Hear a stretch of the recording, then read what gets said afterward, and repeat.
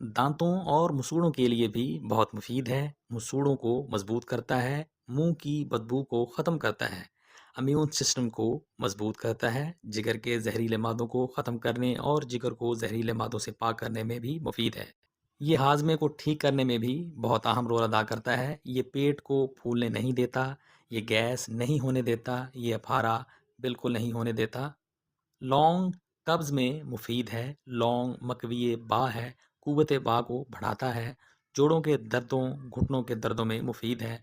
लौंग खा भी सकते हैं और रोगन की सूरत में लगा भी सकते हैं। फेफड़ों के जितने अमराज हैं इनमें भी मुफ़ीद है।